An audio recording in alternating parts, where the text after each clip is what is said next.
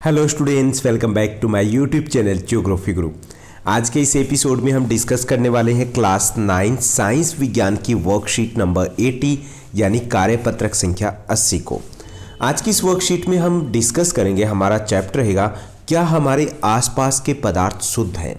इस चैप्टर की हम दोहराई करने वाले हैं, तो काफ़ी आसान चैप्टर है ये और इसमें हम बहुत सारे कुछ नए टॉपिक्स है जो समझने की कोशिश करेंगे। तो चलिए शुरुआत करते हैं हम आज की इस वर्कशीट की। जैसा कि आप अपनी स्क्रीन के ऊपर देख पा रहे हैं, यह हमारी वर्कशीट नंबर 80 यानी कार्यपत्रक संख्या 80 रहेगा।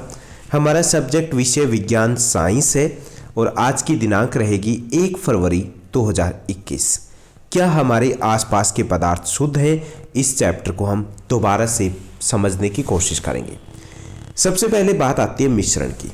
मिश्रण क्या होता है? जब दो या दो से अधिक शुद्ध पदार्थ है वो मिला दिए जाते हैं तो उसको बोलते हैं मिश्रण। ओके, यानी दो या दो से अधिक पदार्थ है, शुद्ध पदार्थ है, उनको अगर मिला दिया गया तो उसको हम मिश्रण बोलते हैं।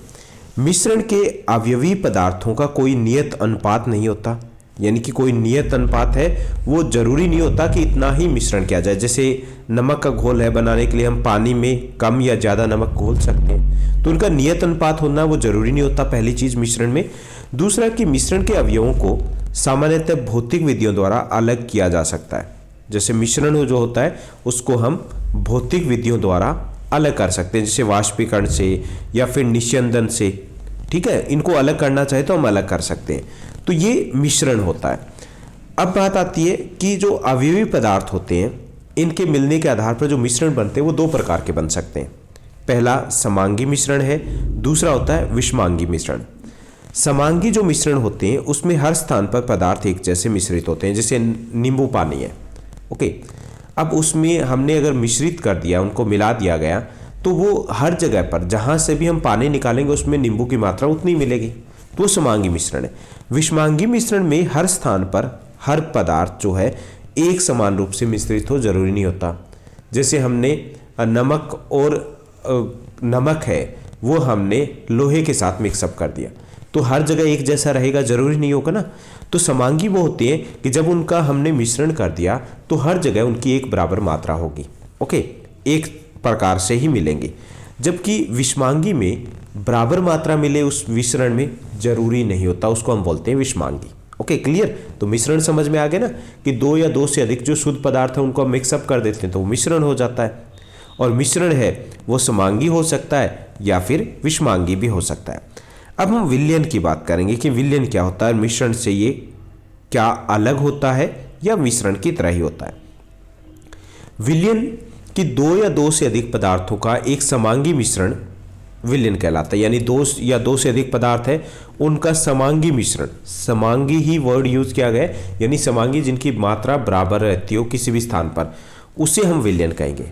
जैसे नमक का घोल है तो इसमें द्रव विलयन और वायु, जैसे नमक का घोल है तो ये द्रव विलयन हो गया, ऐसे वायु है तो एक गैसीय विलयन है, मिश्र धातु है ये ठोस विलयन है। यानी कि विलयन है दो पदार्थों का समांगी मिश्रण होता है। समांगी मतलब जिसकी मात्रा हर जगह एक जैसी मिलेगी, अगर हम कुछ हिस्सा उसका निकालते हैं तो उसमें वो सभी पदार्थ मिलेंगे। तो ये द्रव हो सकता है जैसे नमक का घोल है, ये गैसीय हो सकता है जैसे वायु का मिश्रण है, ये मिश्र धातु हो सकती है जैसे कि ठोस विलयन है। ओके, अब जो विलयन होता है उसमें दो चीज़ें होती हैं। एक तो विलेय होता है जिसको घोला जाता है, जैसे नींबू पानी है तो नींबू पानी ज़्यादा होगा ना, तो पानी में नींबू को घोल रहे तो नींबू क्या विलेय है। ओके, जिसकी मात्रा कम होती है। और विलायक होता है जिसके अंदर घोला जा रहा है, तो नींबू पानी में पानी क्या होगा, वो विलायक होगा क्योंकि नींबू को उसमें घोला जा रहा है। ओके, तो ये विलयन हो गया। अब विलयन के गुणों की बात करें कि विलयन की क्या क्या विशेषताएं होती है। पहला कि विलयन एक समांगी मिश्रण होता है। समांगी मिश्रण हम समझ चुके जिसमें हर स्थान पर एक जैसी संरचना होगी, यानी कि नींबू पानी को जैसे हमें एग्जांपल लेने क्योंकि आप इसको आसानी समझ पाओगे, तो अगर हमने इसका मिश्रण तैयार किया है, घोल तैयार किया है, तो हर जगह एक जैसी मात्रा होगी इनकी। विलयन के कणों का आकार बहुत छोटा होता है। जब हमने विलयन कर दिया उसके कणों का आकार बहुत छोटा होता है जिसको हम नग्न आंखों से देख नहीं सकते, यानी कि पहचान नहीं कर सकते, अलग अलग नहीं किया जा सकता घोल तैयार होने के बाद। विलयनों में टिंडल का प्रभाव, ये टिंडल का प्रभाव क्या है, यानी प्रकाश की किरणों का पथ दिखना, वो नहीं होता। प्रकाश की किरणों का पथ नहीं दिखाई देता। क्यों नहीं दिखाई देता? क्योंकि इसके कण प्रकाश को प्रकीर्णित ही नहीं करते। बहुत छोटे छोटे कण होते हैं, प्रकीर्णित नहीं करते, तो प्रकाश का पथ दिखाई नहीं देता। विलयन की एक और विशेषता ये होती है कि इसमें अवयवी पदार्थ को निस्यंदन से अलग नहीं किया जा सकता। यानी विलयन में जो होते हैं वो स्थायी मिश्रण होते हैं, उनके पदार्थों को हम निस्यंदन द्वारा अलग नहीं कर सकते। ओके, तो ये विलयन की विशेषता होती है, जबकि मिश्रण में ऐसा किया जा सकता था। अब इसमें जैसे एग्जाम्पल दिया गया मिश्र धातु है। जो मिश्र धातु है उसको ठोस विलयन कहते हैं। अब ठोस विलयन क्यों कहते हैं? क्या इसमें सभी पदार्थ एक जैसे होते हैं? क्योंकि तभी हम कहेंगे ना इसको समांगी विग्रह। तो जो मिश्र धातु उसको ठोस विलयन कहते हैं। ठोस विलयन क्यों? क्योंकि ये ठोस पदार्थ है। अब इसमें समांगी मिश्रण इसको कहा जाता है। तो समांगी मिश्रण इसको क्यों कहते हैं, ये हमें पता लगाना है कि समांगी मिश्रण इसलिए कहते हैं क्योंकि इनकी संरचना हर स्थान पर एक जैसी होती है। यानी कि हर जगह पर इनके गुण एक जैसे रहते हैं, समान रूप से मिले होते हैं ये, इसलिए मिश्र धातु को हम समांगी मिश्रण कहते हैं। और ठोस पदार्थ है तो इसलिए इसको हम ठोस विलयन कहेंगे। ओके, अगर वायु है तो वो वायु विलयन जो विलयन हो जाएगा, अगर द्रव है तो द्रव विलयन हो सकता है, तीनों प्रकार के हो सकते हैं ना। तो यह मिश्र धातु है उसको समांगी मिश्रण इसलिए कहते हैं क्योंकि इनकी संरचना हर स्थान पर एक जैसी होती है और यह अपने अवयवी पदार्थों के सभी गुणों को एक समान रूप से प्रदर्शित है वो करते हैं। इसके पदार्थ भिन्न भिन्न मात्रा में जुड़ सकते हैं, हालांकि गुण एक जैसे ही रहेंगे। मात्रा जैसे पीतल है तो उसमें जिंक 30% 30% हो सकता है, तांबा 70% हो सकता है, तो उसे मिश्र धातु बने, लेकिन गुण हर जगह पर एक जैसा ही अनुपात इनका रहेगा। मिश्र धातु है उनके अवयवी पदार्थ है, उनको भौतिक क्रियाओं द्वारा अलग नहीं किए जा सकते, यानी कि ये भी एक स्थायी मिश्रण होता है। अब विलयन जिस भी चीज़ का किया जाएगा उसका हम अलग अलग उन पदार्थों को निस्यंदन से अलग नहीं कर सकते, यानी उन पदार्थों को दोबारा से अलग नहीं किया जा सकता क्योंकि ये स्थायी मिश्रण होते हैं। तो ऐसे ही मिश्र धातु है तो उसको भी अलग दोबारा से करना इम्पॉसिबल है क्योंकि ये एक स्थायी मिश्रण है। तो ये थी हमारी वर्कशीट। अब हम प्रश्नोत्तर की बात करें। आज की इस वर्कशीट में 6 क्वेश्चन दिए गए, 6 आसान से प्रश्न दिए गए। पहला जो क्वेश्चन दिया गया, एक समांगी और एक विषमांगी मिश्रण में क्या मूलभूत अंतर होता है? तो समांगी मिश्रण में हर स्थान पर पदार्थ एक जैसे मिश्रित होते हैं। नींबू पानी आप ले लीजिए तो उसका एग्जाम्पल लेंगे तो सब जगह एक जैसे ही होगा ना, या पानी में चीनी का घोल है तो एक जैसा ही रहेगा।